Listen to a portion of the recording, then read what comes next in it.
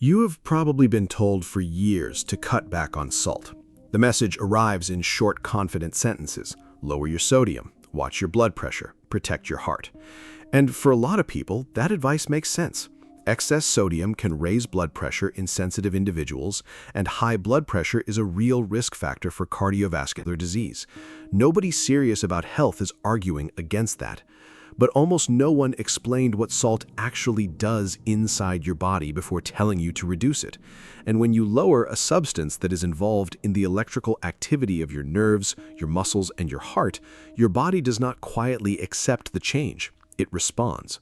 Sometimes the response is subtle. Sometimes it shows up as fatigue, headaches, brain fog, dizziness, muscle cramps, or a strange heaviness that you cannot quite explain. You might blame sleep, you might blame stress, you might blame aging. You rarely blame salt, because the story you were given did not include the second half. That is what this video is for. Not to attack the message to reduce excess sodium, not to claim that salt is harmless. The goal is to show you what most common advice about salt leaves out. Because once you understand what sodium actually does at the level of your cells, your nervous system, and your heart, the question stops being, how much should I cut, and becomes, how do I keep this essential electrolyte inside a safe, functional range? So let us begin with the basics, because the basics are where the missing story lives. Salt, the kind sitting in your kitchen, is sodium chloride. The part your body cares about is the sodium. Sodium is not a flavor, it is not a habit, it is an electrolyte, a charged mineral that participates in some of the most fundamental processes keeping you alive. It helps regulate the movement of water between your cells and the fluid around them. It helps generate the electrical signals that allow your nerves to talk to your brain and your brain to talk back. It helps your muscles contract and release, including the muscle that never stops working, your heart. If you think of salt only as seasoning, that's like thinking of gasoline only as the smell at a gas station. The most important part of gasoline is not the odor, it is the function. The same is true for sodium. The flavor is the smallest part of its role. To understand why, you have to go inside the cell. Every cell in your body is wrapped in a thin membrane, and across that membrane there's a difference in charge. The inside of the cell holds more potassium, the outside holds more sodium.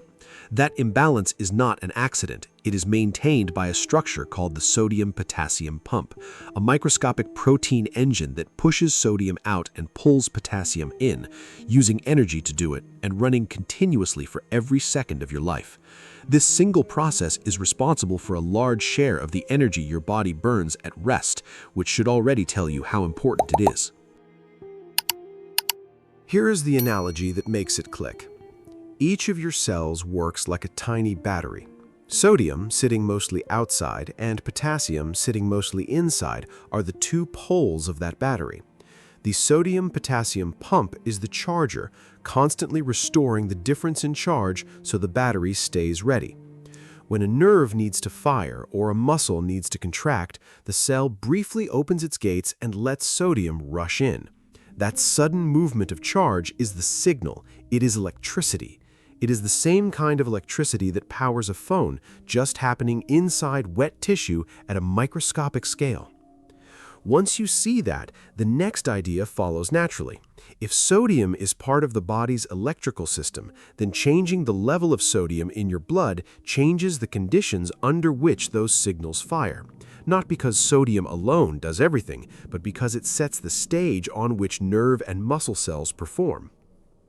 This is where the symptoms people often describe start to make sense. Consider the nervous system. When you think, react, focus, or remember, your brain is running on electrical signals traveling between neurons. Those signals are produced by ions moving across membranes, and sodium is one of the key ions. If the concentration of sodium in the fluid around those cells falls, the difference in charge that the cell is trying to maintain becomes harder to sustain. The signal can still happen, but it may be slower, weaker, or less reliable. You do not feel the ion moving, you feel the consequence. That consequence can look like difficulty concentrating, slower thinking, mental fatigue, a heavy-headed feeling, mild confusion, or what many people casually call brain fog. Now, brain fog has many possible causes: poor sleep, stress, hormonal changes, dehydration, blood sugar swings, viral illness, certain medications. Sodium is not always the answer, and it would be irresponsible to suggest it is. But in some people, particularly those who have aggressively reduced salt, drink large amounts of plain water, sweat heavily, take certain medications, or follow extremely restrictive diets, sodium can become an overlooked piece of the puzzle. The signal is not "you are deficient." The signal is balance may have shifted, and one variable in that balance is sodium. The same logic applies to muscles. Every voluntary movement you make, every step, every grip, every breath, depends on electrical signals arriving at muscle fibers and triggering contraction. If the electrolyte environment around those fibers is altered, the signal can become inconsistent. The muscle may fire when it should not, fail to release properly, or respond with a sudden involuntary contraction. That is what a cramp is in mechanical terms. Not every cramp is caused by low sodium.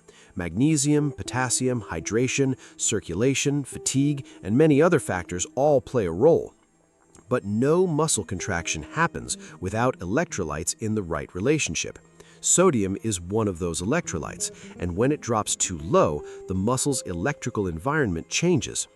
This is why endurance athletes who lose sodium through sweat sometimes experience severe cramping late in an event, even when they've been drinking water consistently. They did not necessarily underhydrate, they diluted their remaining sodium. The water was there, the electrolyte balance was not. Now let us move to the heart, because this is the part most people never hear explained. The heart is not just a pump, it is an electrically coordinated pump.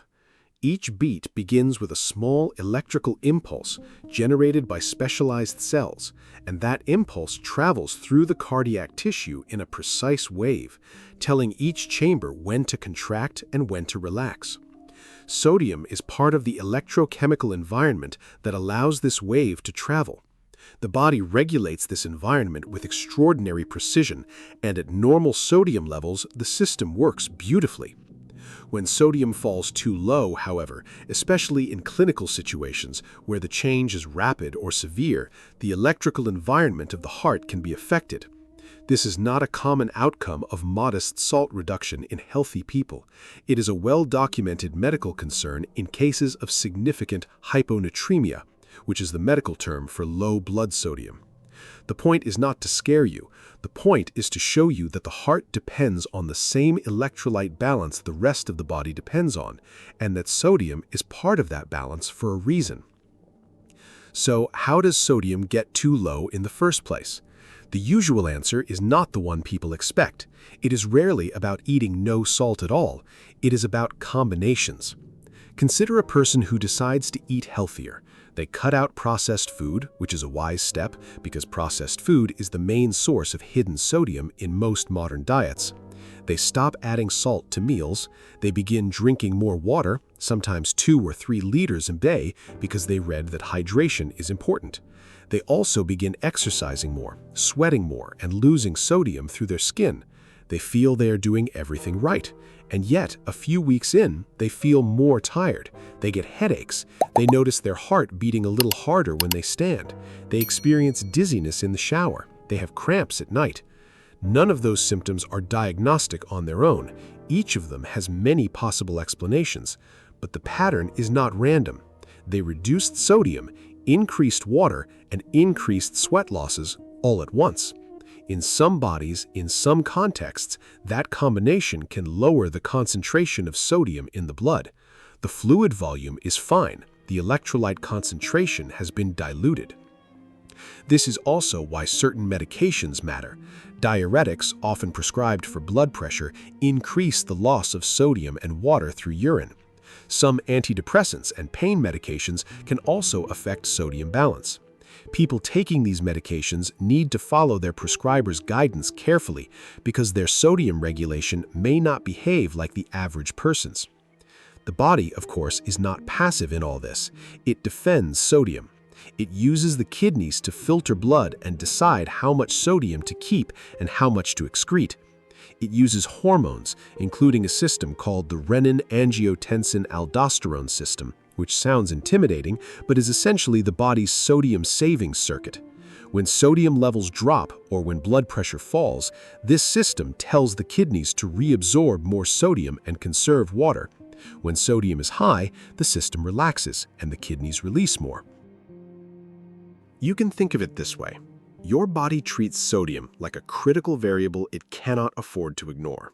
It monitors it, adjusts it, saves it, and releases it continuously.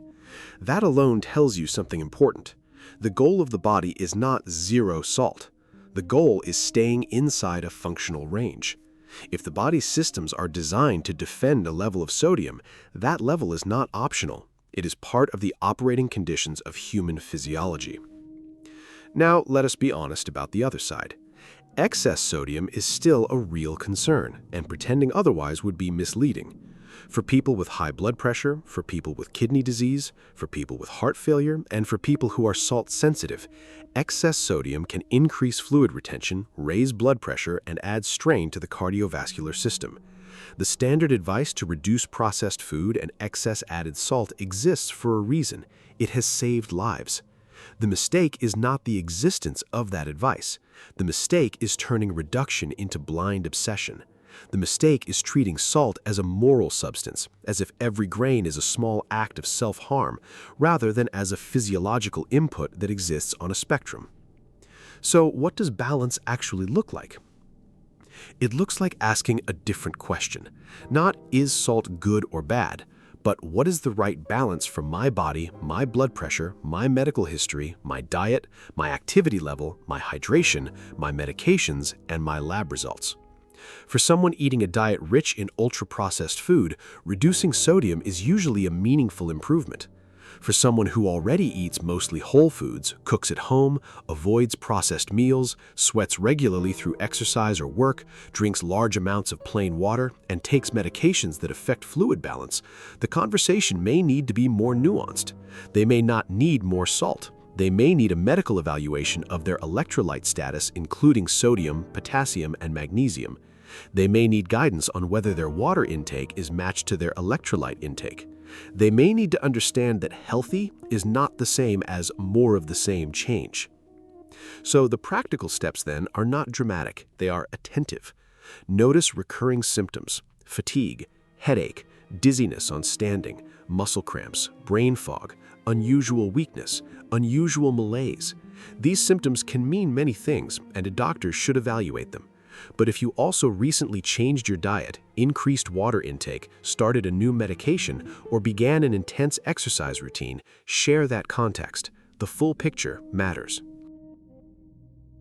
Do not increase salt intake as a self-treatment, especially if you have high blood pressure, kidney disease, heart failure, or take medication that affects fluid balance. In those cases, the answer is not casual salt loading. The answer is professional evaluation. Lab tests, including a basic metabolic panel, can show your sodium level directly. This is not exotic medicine, it is a routine blood test. Do not abandon a medically prescribed low-sodium diet without speaking to your clinician. If you have been told to restrict sodium, that advice exists for a reason in your specific case. The point of this video is not to override that advice. The point is to help you understand what the advice is doing and why balance, not elimination, is the goal. And do not treat salt as either a villain or a cure. Sodium is an essential electrolyte. It participates in the electrical, osmotic, and hormonal systems that keep your cells, nerves, muscles, and heart functioning. The body regulates it with extraordinary precision because it has to. That precision is the answer, not fear of salt, not worship of salt, precision. If you remember nothing else, remember this: your body does not need fear of salt, it needs balance. Because once you understand what sodium actually does inside you, you realize the question was never simply how much to cut. The question was how far your body can function without it, and how to keep the answer to that question measured, not assumed. If you have ever tried cutting salt aggressively and felt worse, whether through fatigue, cramps, headaches, dizziness, weakness, or brain fog, share your experience in the comments. Your story may help someone else recognize what is happening in their own body. And if you know someone who removed salt from their life because they believed less was always better, send this video their way. Sometimes a single missing piece of information is what unlocks the whole picture. Subscribe if you want more videos that explain the science of the human body, the truth about nutrition, and the habits that actually move the needle. Stay curious, stay balanced, and I will see you in the next one.